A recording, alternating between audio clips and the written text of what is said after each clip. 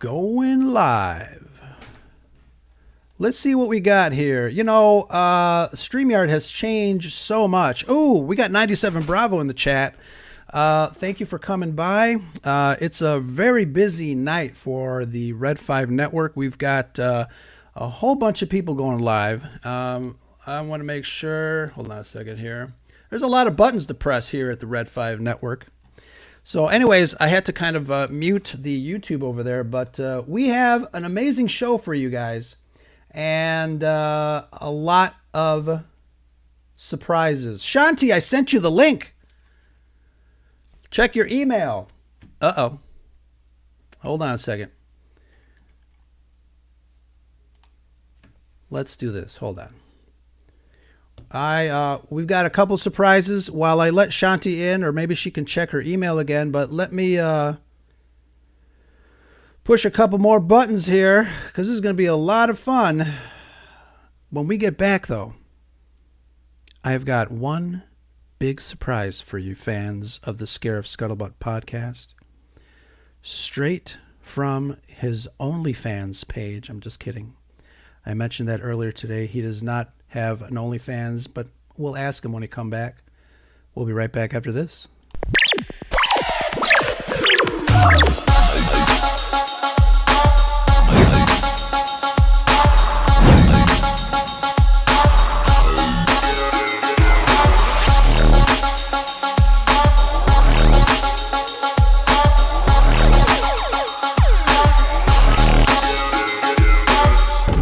This station is now the ultimate power in the universe. Absolutely. We want to welcome Brad. What are you doing, man? What's happening? Well, you told me there's politics involved tonight, and I had to be here. I'm Politics and Star Wars. Yeah, my witness protection program here. I don't mind the women's clothing behind me. But yeah, no, I'm glad you sent me the invite for this one, and I'm very stoked to be here. Yeah, no, I'm doing good, brother. I am down in sunny. Well, it was sunny today. I guess it's moony now. Fort Myers, Florida. Oh, nice. Visiting my family down here. My parents, and my sister and nephew are down here, and it's not often the Navy gives me a few days off.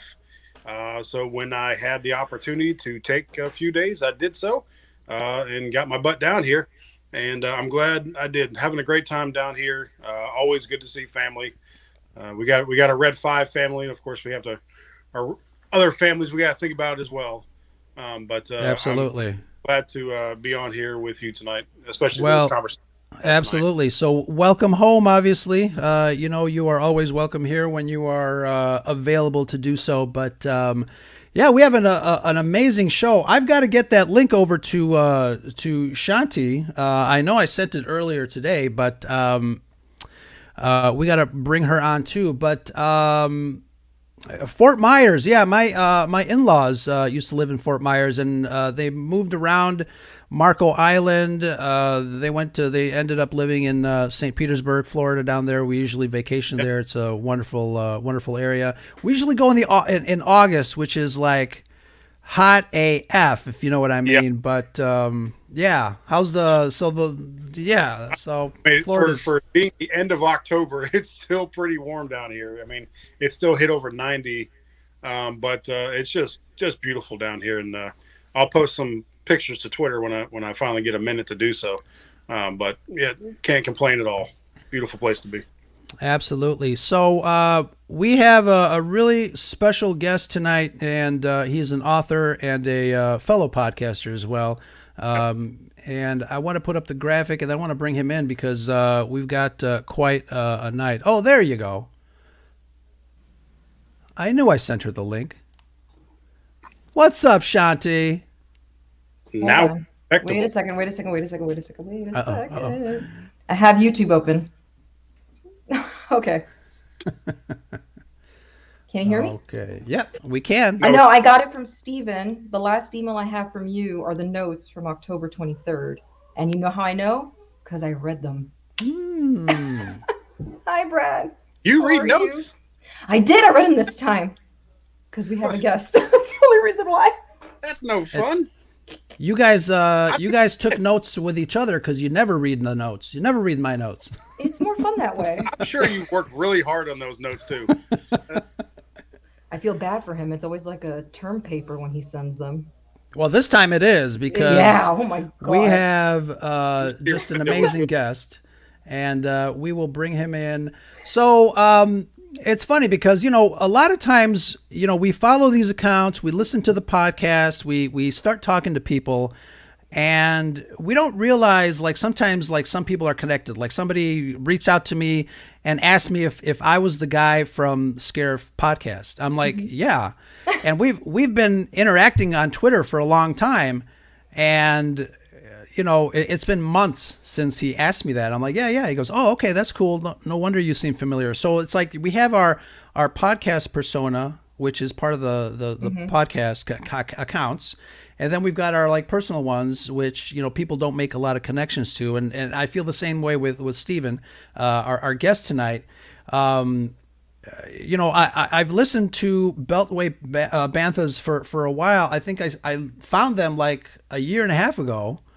And from time to time, I listen to the podcast. But then when I see the book and I see he's an author and I see this and I still didn't make the connection. And then I go into it and I'm like, I recognize his face from the graphic of the podcast, and I'm like, oh, so I'm doing the math, and I'm like, okay, I get it now. But it's pretty awesome to kind of meet all these people, but then also kind of get to know them on the podcast, but also get to know them like on a personal level. And tonight's going to be awesome because I'm very excited. You talked about term papers on my notes. I did write. I did some extensive research. I read. Steven's got the ability to download the first chapter of the book. I read the first part of the book, and obviously it's Star Wars. And Brad, it's politics. A free download? Yeah. I think so, unless I hacked it some way. But we'll ask Steven when it comes by in. the way, Ro, your notes are beautifully written. Hey, All right. You were talking about Beltway Banthas, and I've been listening to them for a while. I think probably since like 2018, maybe 17. Wow. But and a lot of the way that Steven ran that show, I got a lot of tips and tricks. Of course, you and I just do this whole thing live, and Shanti, we just do this thing live. But they had a very good format. He has a very good format of, and kind of what we do here on the Scuttlebutt, the whole your side, my side, and, finding the common ground in the middle. And then so when you said, hey, we're trying to do something this week, and it's Steven Kent, I'm like, Beltway Bantha, Steven? Like, yeah.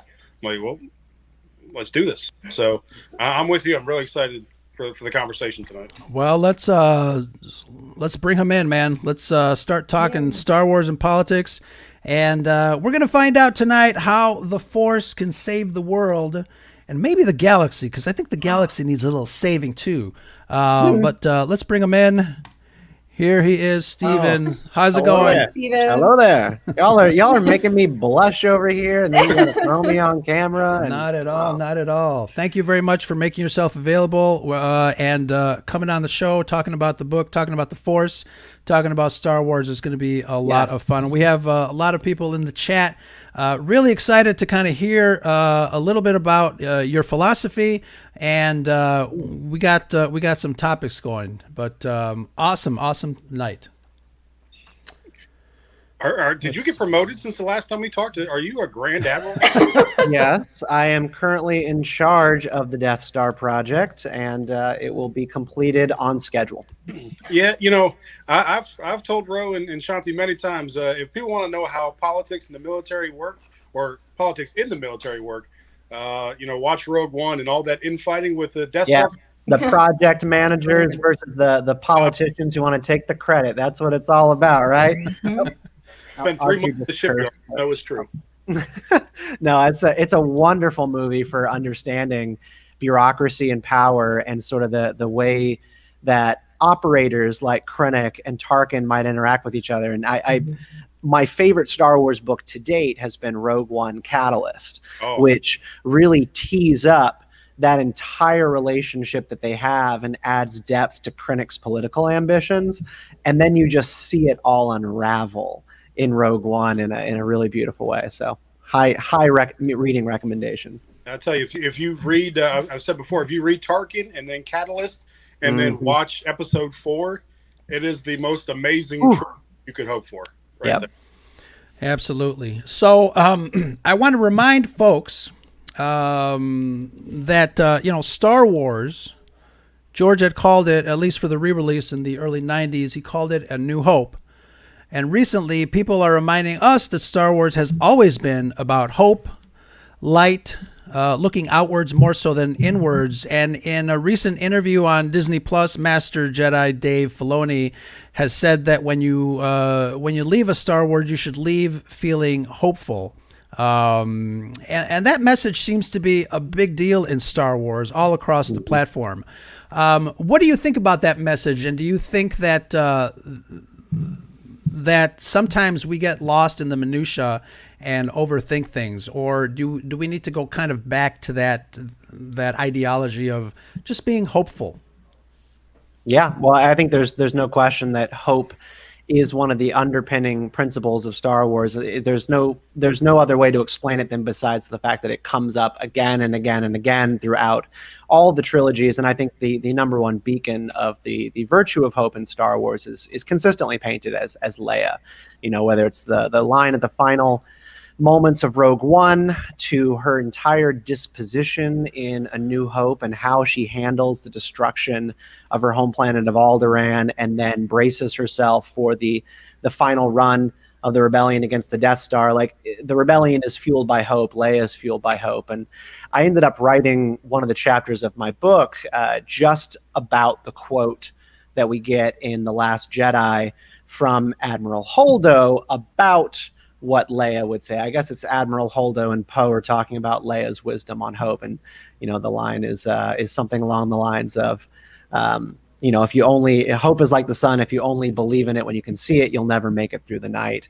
And I don't think anything can describe Star Wars as powerfully as that, because you're always dealing with these insurmountable odds, these huge villains, and these huge and evil empires, and the spark of possibility that you might win is always so small, and there's only one way to get through that, and that is to hope and believe that it can actually be done rather than cave in denialism. And as a political concern, one of my biggest societal beefs right now is that we've got like this huge culture of nihilism brewing all across our society that's, I think, making our politics really dour. Yeah, and I think that's probably one of the main reasons that Star Wars has survived so long throughout the decades is it does seem like it's a beacon of hope. It's George has said it. The reason he created this galaxy from a far away is the country was going through some major BS during that time in the 70s. We had civil rights movement, we had Nixon, we had Watergate, we had Vietnam. So young people needed some hope. And here we are. If I may interject, and all those things, like even some of those things you described are good things, like the civil rights movement. But what they embody are chaos, right? They embody things coming apart.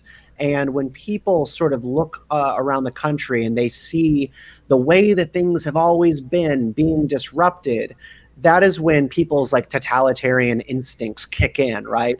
The civil rights movement is changing enfranchisement across the country. And then, you have a certain swath of voters that go off in the direction of Nixon, the law and order guy, to sort of reestablish some sort of equilibrium in society. Every Star Wars trilogy builds on this. The prequel trilogy as well. Time of chaos and war against a faceless enemy, and then the people who take advantage of chaos. And we were supposed to learn about Palpatine and be warned about George Bush and all that stuff. But you're supposed to be able to extrapolate that lesson out beyond, of course, George Bush's administration to anyone else who might be trying to seize chaos in those moments. And man, the First Order is no different in the new trilogy. It's cyclical. You mentioned George Bush, and your astromech behind you got a little wigged out. Whoa.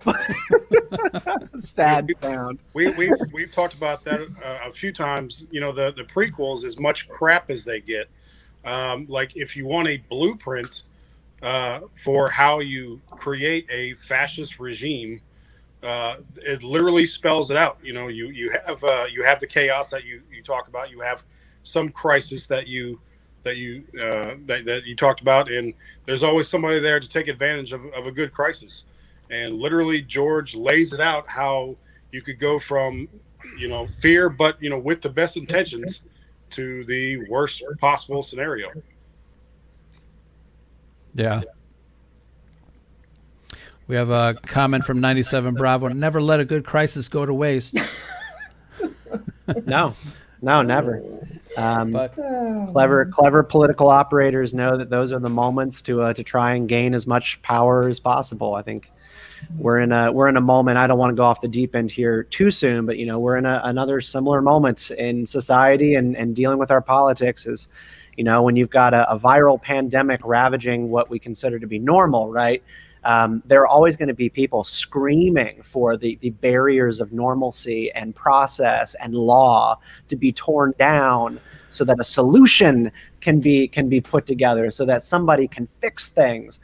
And, you know, you just don't have to look further than countries like Australia, where you can deal with coronavirus. You just kind of have to be totalitarian about it.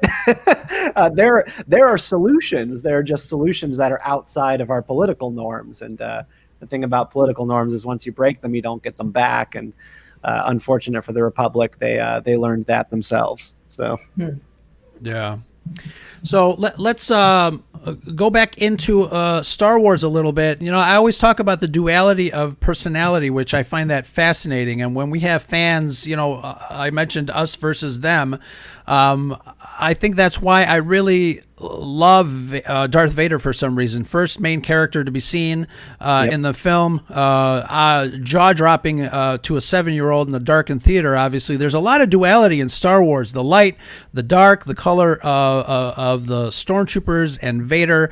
Those extremes that George used to kind of utilize those themes that he was trying to portray in the films, but even the current themes like the Rule of Two and this pesky Force dyad that people are talking about. You know, George was a student of the humanities, anthropology, and religion, and we see that in his films. But the duality in geek culture as we know it is an interesting one. What does that say about our world? And do you think people catch those nuances?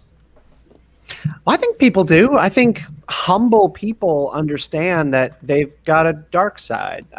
You know, every one of us have a part of us that we either don't like, or we suppress, or we save for very specific and trusted people. And then we have another side of ourselves that we present to the public, our family, maybe certain ones of our friends.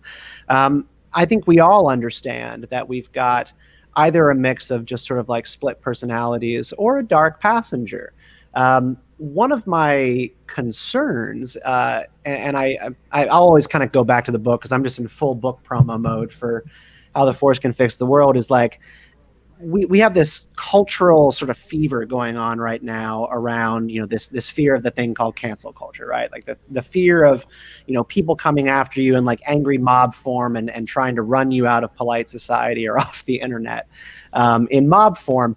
And one of the things that I trace like from Star Wars to that is that I think our culture has really gotten away from recognizing the duality of the human experience, and we're sort of in this puritanical fit that we want people to be neat and tidy. We want people to like say the right words and stay in line at all times, because we've just kind of grown up, I think, at least in the past 10, 15 years, in this world. It's like Instagram, right? Where you put a filter on everything. Like everything is sort of made up and polished and shined for what we present to people online.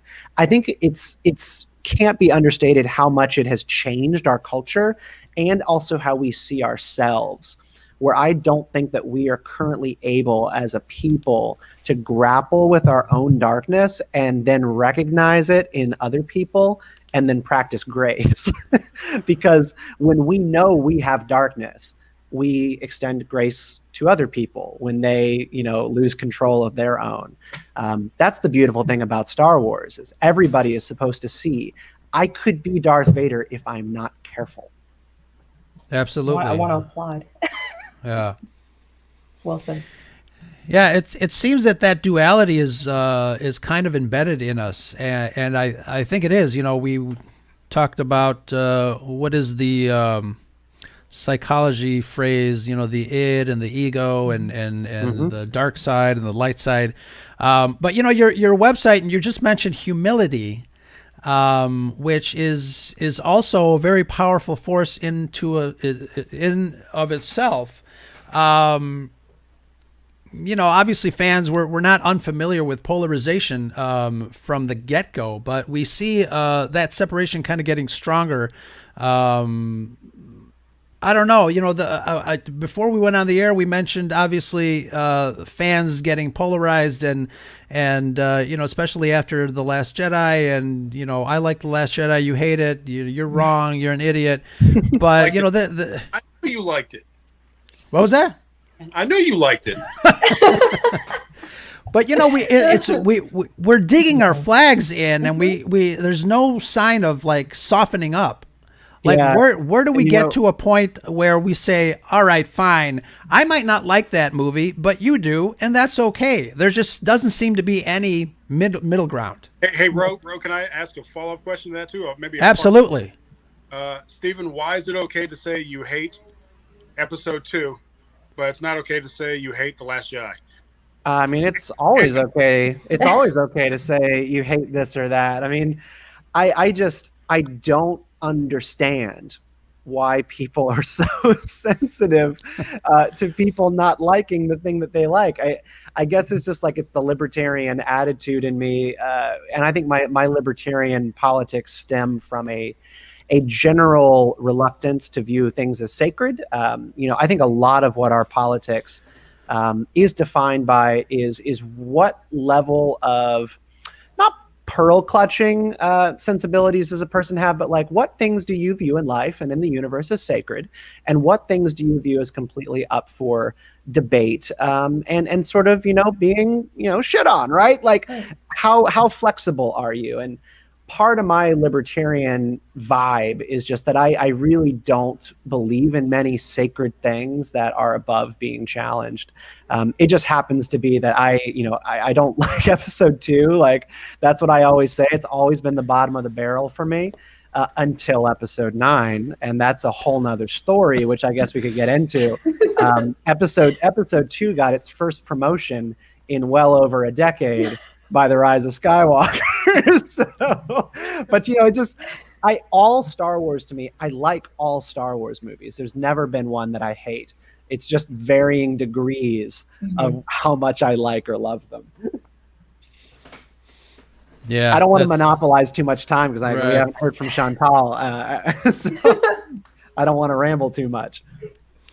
You're the Well- guest. It's okay. I wanted to ask you, you've been on countless shows and talked about, all sorts of things, but what are some of the things that really give you joy when you talk about it? There's a sense of, something that runs through your blood, but what is it that you like to really sink your teeth in when you're talking to other podcasts or other TV shows? What brings a smile to your face? I mean, children, the way that children relate to Star Wars, I think is a big one for me. I think one of the last Star Wars op-eds I wrote for the Washington Examiner was my reaction to Episode 9, which was a very negative reaction.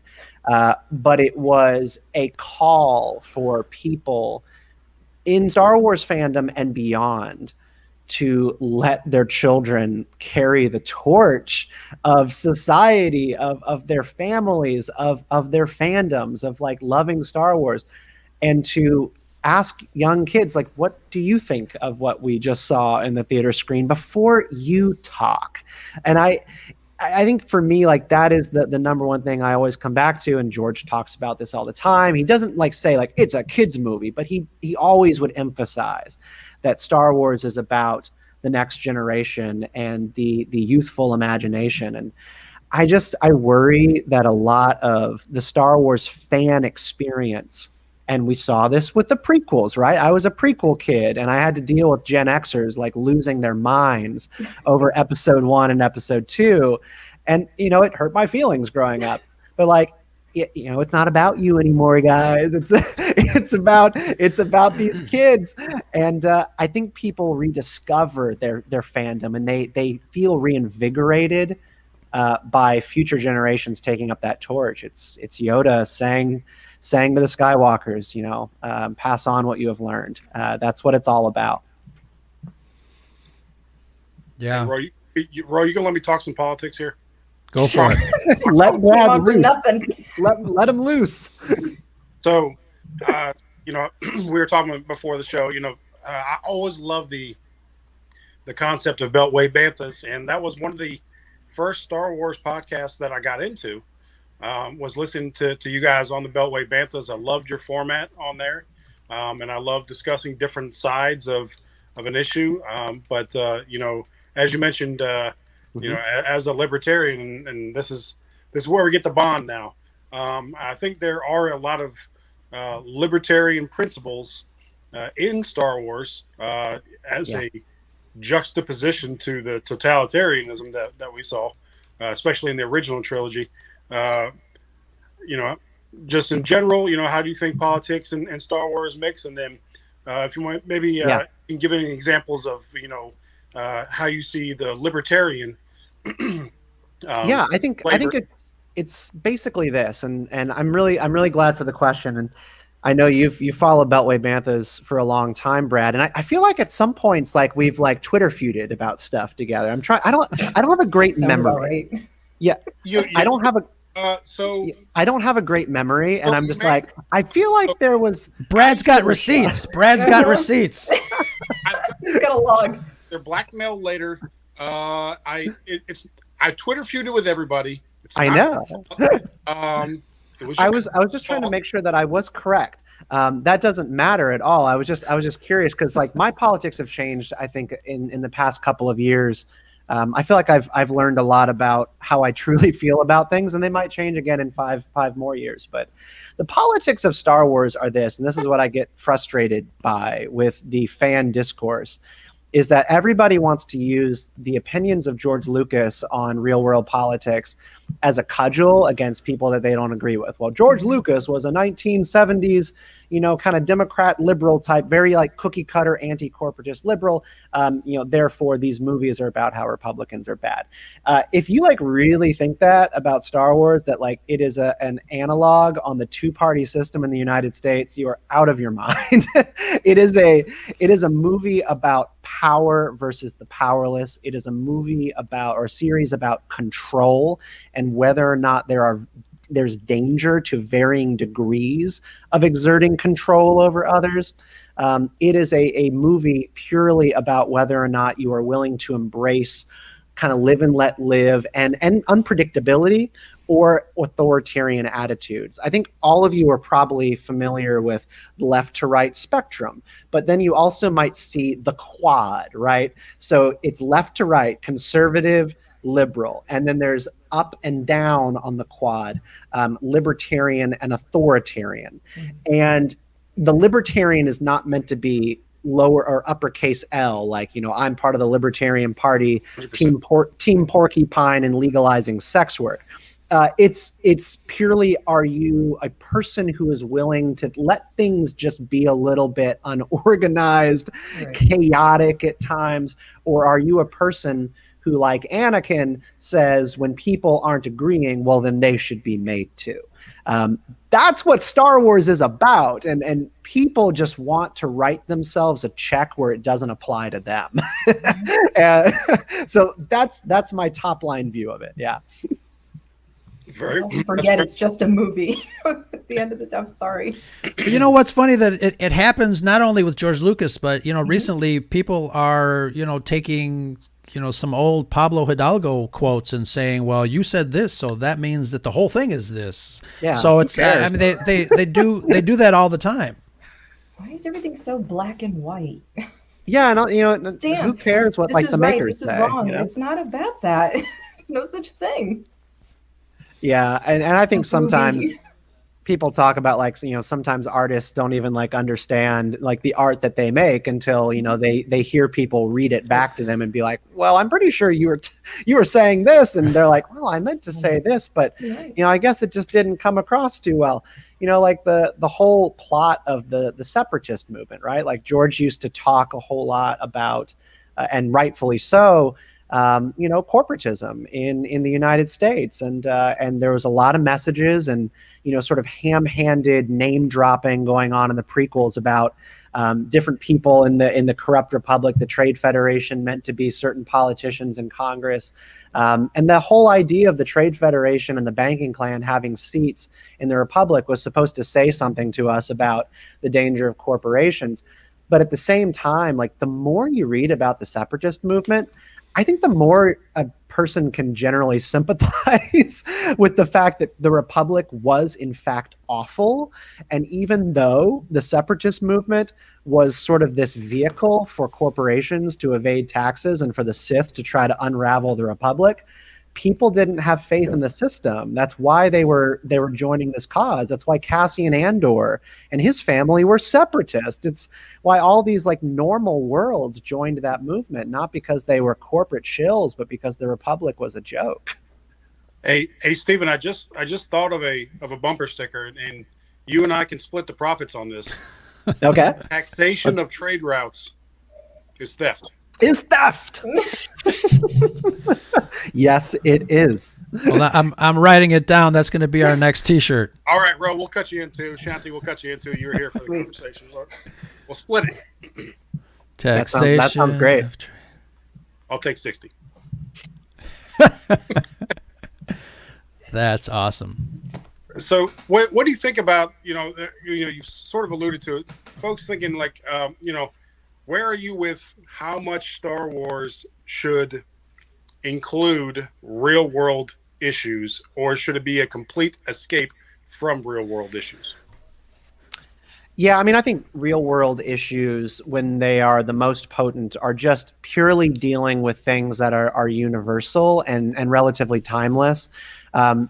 Let's take trade routes, for example, right? Like everybody made fun of it, but there is something timeless and important that every man, woman, and child should understand about trade policy. And like I was just teaching, I homeschool my daughter. We were talking just the other week about trade routes in the ancient world and how the trading of spice, and not Star Wars spice, but the trade of spices in the ancient world spread wealth and prosperity and brought peace between nations that would have previously been warring with each other had they not been trading. And then we were talking about that, and I was like, hey, by the way, you've seen me talking on the news when I do TV hits and stuff about all this worry that China might invade Taiwan.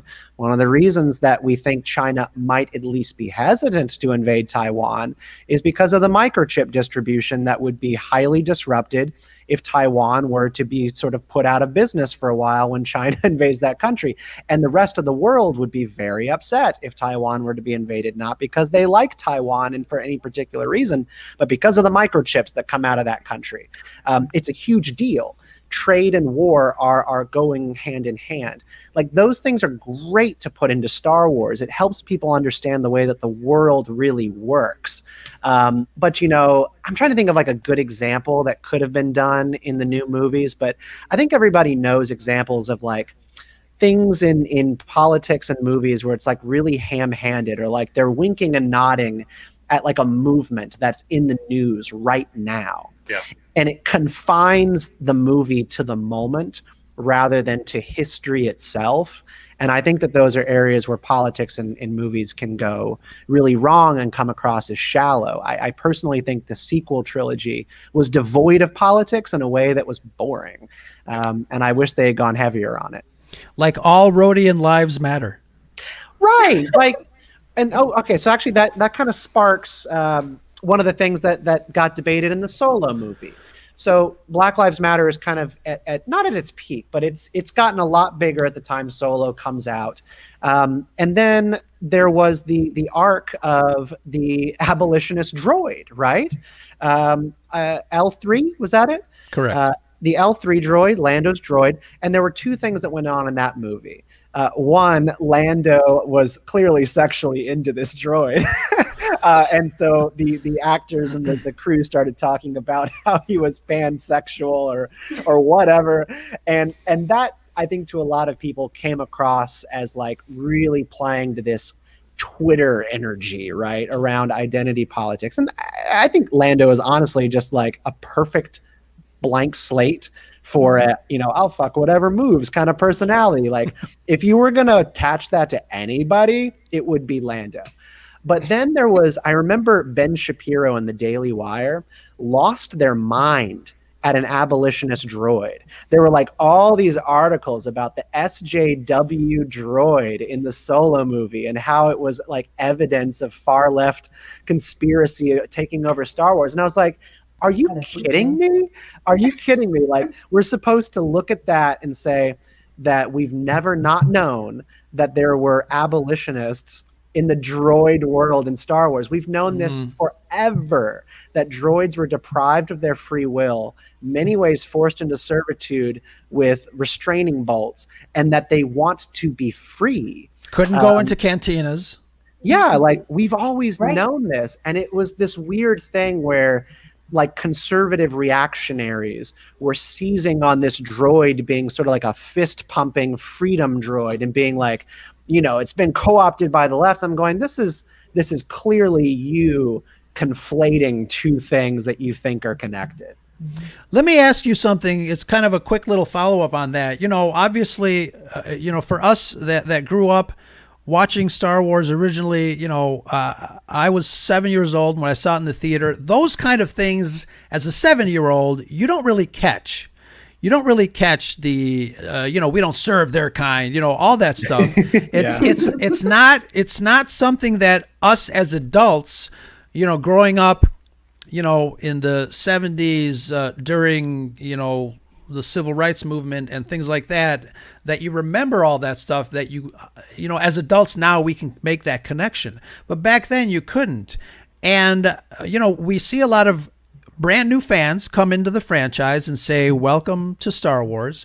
But do you think that sometimes because it's something new and shiny, they don't really take a look at the old to see what came before? Or is it something that is just, I just really don't understand how Star Wars works. So I'm going to, like you said, I'm going to conflate something. Right. Yeah. I want to defer to Chantal or Brad and kind of see what y'all think. And then I'd love to weigh in. Sure. I'm sure they have thoughts. Look at them. I have all the thoughts. I think people are seriously reaching.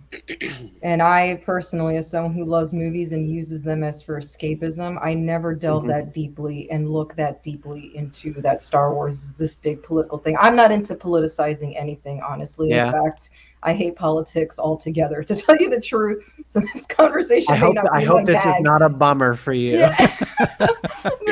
this interview may not be my bag. We are fixing the world right now. Yeah. Absolutely. Yeah. I wish Star Wars could fix the world, but The publisher it's tearing everybody apart. The book was originally going to be called How the Force Can Fix America, and they were like, how about we think bigger? And they're like, what about the world? And I was like, what about the world? I don't know.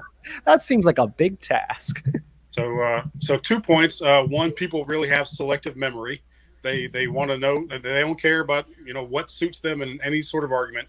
And two, if you guys have read the bonus material, you would know that Wooer was part of in the Clone Wars, and he fought against droids in the Clone Wars, and that's why he was against them coming into his cantina. Did you guys not read the bonus material?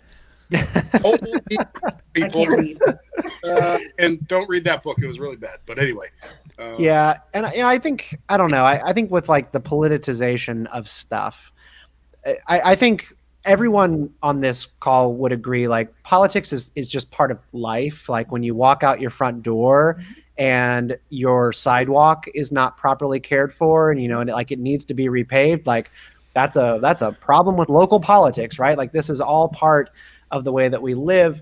But there's just like a huge difference between sloganeering and context, and hitting people over the head with dialogue and things that characters might say to one another, versus painting a picture of a world that maybe you do or don't want to live in. Like, all you have to do to know that you should maybe be a little bit concerned about corporate control of people's daily lives is watch the first 5 minutes of Ready Player One, where everybody is living in these, shack stack houses, playing VR video games to survive and enjoy their daily lives.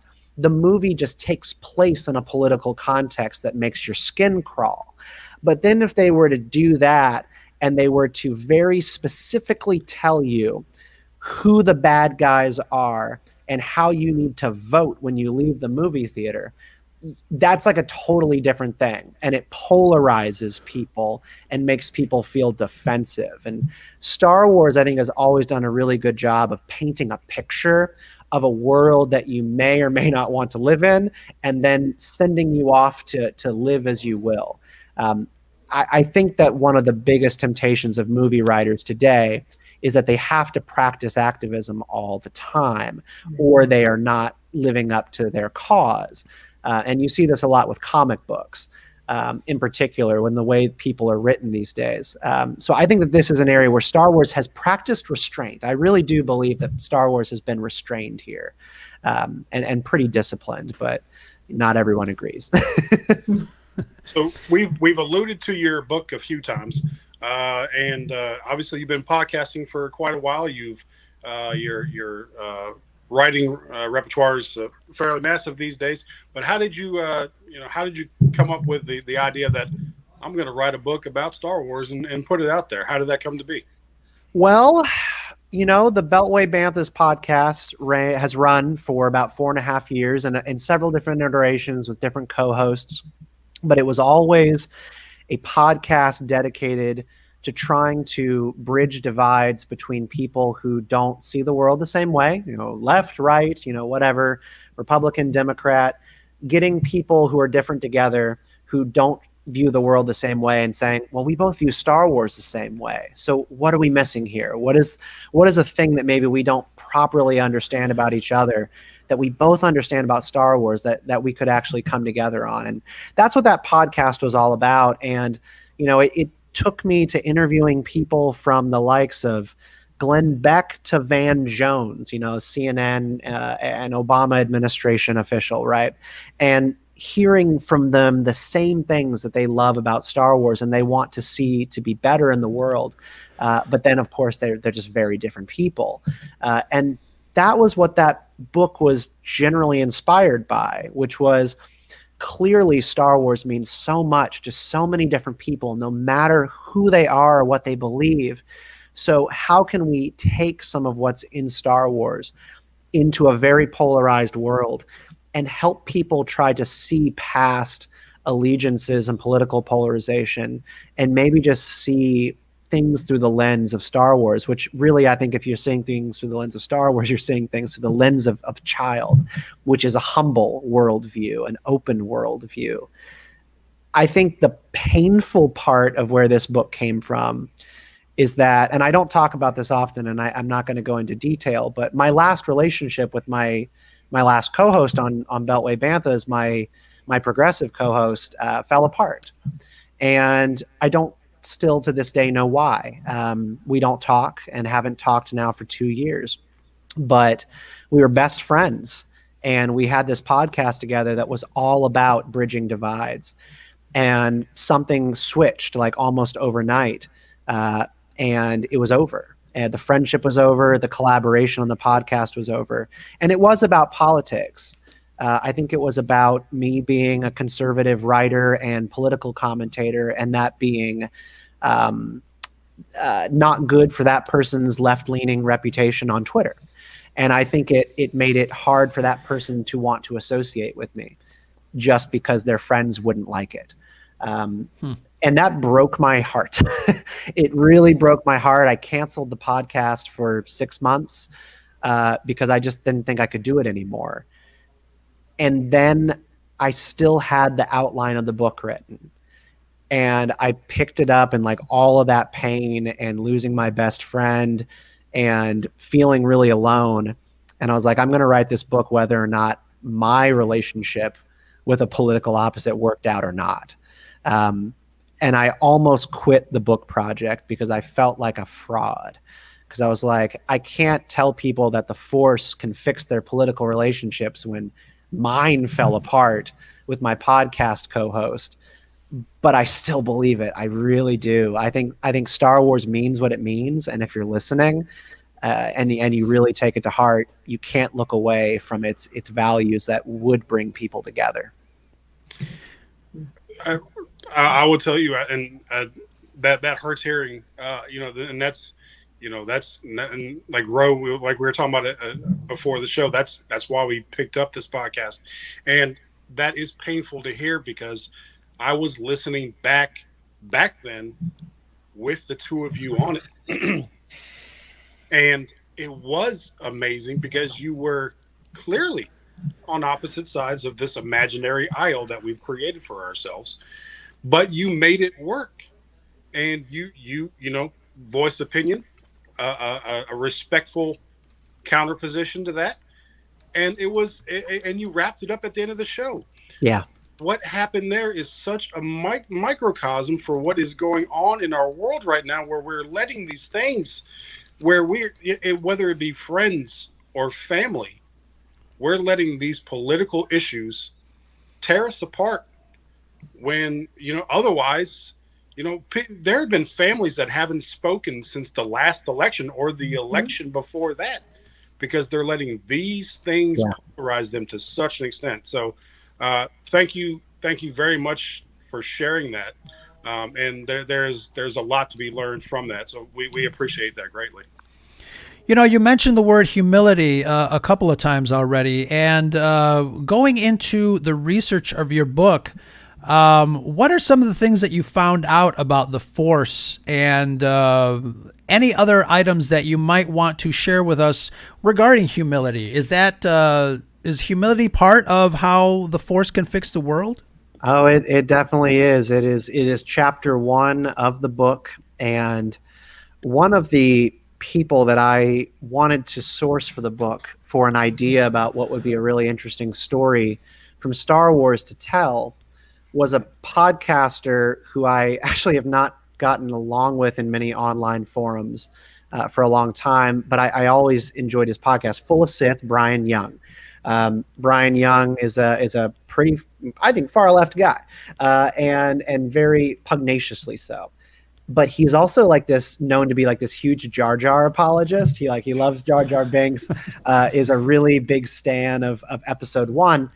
And we know a few of those. Yeah, and I personally I love Episode 1, and I'm very defensive of Jar Jar in the sense that I think people go too far. But I reached out to Brian because I remember him talking on a panel once about how Padme was an amazing example of leadership in Episode 1. And I reached out to Brian and I was like, hey, I know we haven't agreed on much stuff in the past, but I remember you saying this thing about Padme. I'm working on this chapter on humility and how it could make our politics better in a world where social media algorithms are basically designed to tell us that we're right all the time and to make sure that we only hear from people who agree with us and will retweet us at all times so that we always feel like we've been validated. What was the lesson of Padme? And he told me a little bit about it. And I was just really, really blown away when I researched the depth of the divide between the Naboo and the Gungans, basically what tore these two people apart.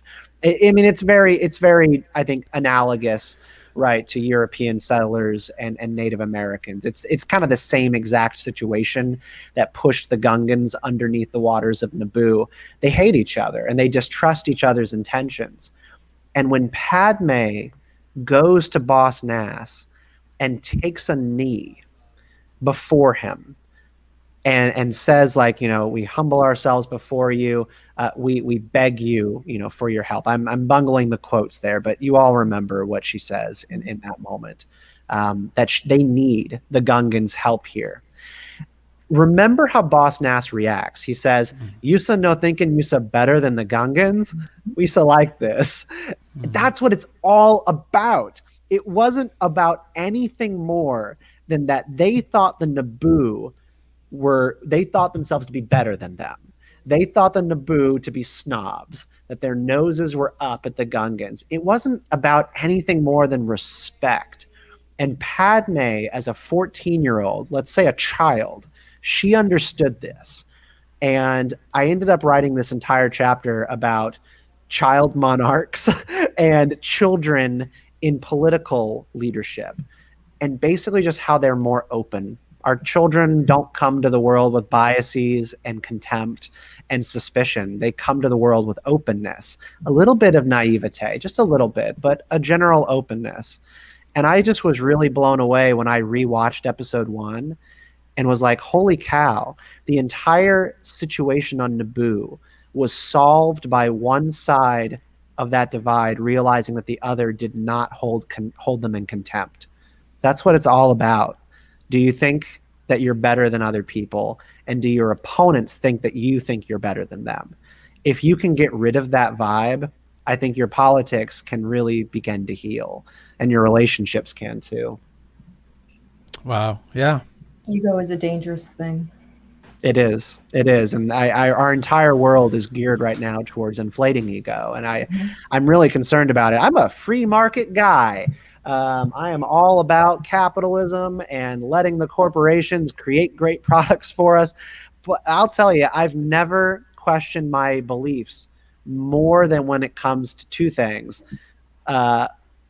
Capitalism in media, right? So like media being all about profit, and serving certain key audiences, right? So having conservative news and far left news and middle of the road news, segmenting all of it off. And then also, again, like the social platforms that we've built where we can live in bubbles and only hear from people who are like us. Facebook used to not even be that way. Like when we used to be on Facebook, it was a chronological timeline. If you saw what you saw based on when you got on. And then they made this jump around 2011 to an algorithmic timeline. And it changes everything. It changes everything about our experience on Facebook. And I don't like it at all. There's a good question from Amy in the chat. It says, do you address any correlations between emotional intelligence and Star Wars and the current political climate? I do, actually. I think that is part of the humility chapter. There's a study that was done, and I can't cite it right now, but if you pick up How the Force Can Fix the World, it's in chapter 1, that was done at Duke University, that measured emotional intelligence in people of different political persuasions. And basically what they found is that the more hardline opinions that people had about political issues and the deeper their partisan affiliation was, the lower they scored on emotional intelligence on a bunch of different tests. And then you could apply that to like, does Donald Trump deserve to be impeached, or is he innocent, and all that stuff. And basically people's emotional intelligence was completely compromised by partisan affiliation. And so I ended up taking that and then looking at how children view the world, which again, like Naboo is run mostly by children. Every monarch is a child, and they have an advisory council who helps them understand politics and the way the world works. But children at the end of the day call the shots on Naboo, and it's one of the most beautiful places in the galaxy. And I think it's no coincidence. Absolutely. And, you mentioned King Tutankhamun, who was 9 years old, I think, when he... So good correlation to real world politics there. Oh, several, right? Yeah. And, we don't want child monarchs connected to bloodline, right? Like that was a bad time for everybody. But there's a lot to be learned from what children bring to politics. And I try to listen to my daughter and the way she receives things when we watch the news together, because I think she's looking at it with fresh and untainted eyes. I'm a pretty loving and open guy, but I've still got some seeds of anger and hate in me that I have to deal with every single day. And when you listen to children, you're getting a view of it that, while it might be a little bit naive at times, is free of that. And I think that's what makes it beautiful. And I think that's why it matters to listen to children on Star Wars too, and see what they think first and foremost. So when people go pick up your book and they read it, what are some of the biggest points you want them, if they take away nothing else from the book, not to give everything away because we want them to go get the book, but what are some of the biggest points you want them to take away having finished reading it? Well, I think the one thing that I talked about a little bit earlier in our conversation was the idea of the shadow self, the dark passenger. This is described by psychologist Carl Jung as the shadow. It is the thing that is dormant inside all of us that we either suppress or we indulge. And there is sort of an inaccurate way that we often tend to think about the shadow, which is that it's Dr. Jekyll and Mr. Hyde, that you like swing between one and the other. But the way that Carl Jung would talk about the shadow was that it was a thing that needed to be nurtured and fed so that you controlled it, so that you had the ability to control that darkness inside of you before it began to control you. In Star Wars, and this is part of the chapter on redemption, and I think it is the single most important thing that exists in Star Wars, the Jedi embraced a version of a light side religion, which was all about suppression. You know, it was suppression of love, suppression of relationship, attachment.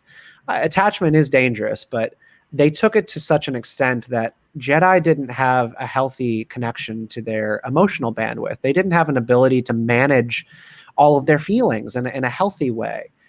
And then when you get someone like Anakin who doesn't know how to feed his shadow properly, but instead only suppresses, it blows up and it goes completely wrong. What we see happen in Star Wars with Force ghosts, the people who become one with the Force, is not Jedi who were perfect. It's not Jedi who had clean souls. This is an inaccurate way that fans often talk about Anakin appearing at Return of the Jedi. It was not that his slate was clean. It was that Anakin, like every other person who became one with the Force, knew himself to the fullest extent. And that requires mastery of your darkness. This is what Yoda discovers in the Clone Wars, the final season and final couple of episodes, about how to become one with the Force. He had to duel his shadow self in a sort of spiritual trial. And that's how he learned the trick. Nobody had done that except Anakin. And then they were able to share that amongst themselves and help one another learn how to become one with the Force. But I have a great amount of concern with our society not having a healthy connection to our shadow selves. It's making us hyper judgmental. It's making us sort of like mob mentality and going after people who transgress. It's just not healthy. And the quicker that we relearn our own darkness and be able to recognize it in others and then forgive them for that because we deal with it too, we'll be back to a better place. And it's one of my favorite chapters of the book because it was something I didn't learn about Star Wars until I researched it, was how do Force ghosts appear and why. And I was like, holy shit, that's the solution to our redemption problem in society. It was a cool revelation. So I appreciate the question. Awesome. It's, what Yoda says, you have to unlearn what you have learned. And, Star Wars has a lot of little quips like that, a lot of little lines that really, we take them to heart, or at least we should, right? Sometimes. Yeah. It would be well advised. Absolutely. Yeah. But I just want to say that hubris is a funny word to me, by the way. It is a funny word, isn't it? You had to. But Stephen, thank you so much for this discussion. It was wonderful. We are at about an hour mark, and before we leave, we want to, if you can indulge us, we want to ask you a couple of questions that are, easy questions, but little scare of trivia in a little segment we like to call, Brad, you know what the segment's called, right? I won't ask you to sing it. Dun, dun, dun, dun, dun, dun, dun, dun. Thank you for that. But let's line up for a little Sentry mode. This is Sentry Mode. All right, and it's usually not, we don't have our friend Trevor Beast to give us the hard hitting, solid, WTF kind of Jeopardy questions. These are easy. These are what they call softball questions. But I want to ask you them either way because they're a lot of fun. Question number one: what occupation would you have in Star Wars and why? Oh man, I should be ready for questions like this, and I'm not. Don't But worry, I never am either. yeah, I know. I think about this stuff all the time, and then the moment of truth comes, and then I'm not ready. I'm gonna go with cloakmaker and designer for the Jedi. I think whoever is in charge of making their garments and outfitting every single new Jedi, that's a really, really cool role to have. And there is nothing I love more than a good cloak. So I think it would be really cool to be in the hemming department and fashion department at the Jedi Temple. Absolutely, great answer. Hey, why does he get like what model blaster did Jen? I know. No, I'm going to be a knitter, intergalactic knitter. Well, Brad, what job would you have in Star Wars and why? There you go. No, now it's gonna stump me. Now I just built it. I've got no idea. Feels Oh, by bad the if I way, throw an answer. it was probably last year before I realized, getting back to something Steven said, it was probably last year before I realized that Star Wars spice and real world spice were two different things. Not to be confused with Spice from Dune as well. Yeah. There you go. I'm pushing cinnamon roll. Spice runner. Yeah, Battlefield okay. reporter during the Galactic Civil War. Nice. That's what Shanti, how about you? Janitor. Janitor, come on. always sweeping up the half a body that goes Yeah. down. Goes down Yep. They'll all be, it's like the post office. There's always work as a janitor. Stand-up comedian at the cantina. There you go. Question number 2. Ewoks or Porgs? Porgs. Ah, get off. Oh, Cut him off. cut them off. I do love those Promoted porgs. his book, get him off. He's not They're cute. They're cute, but I like the You know what? With a nice barbecue sauce, I guess they are pretty good.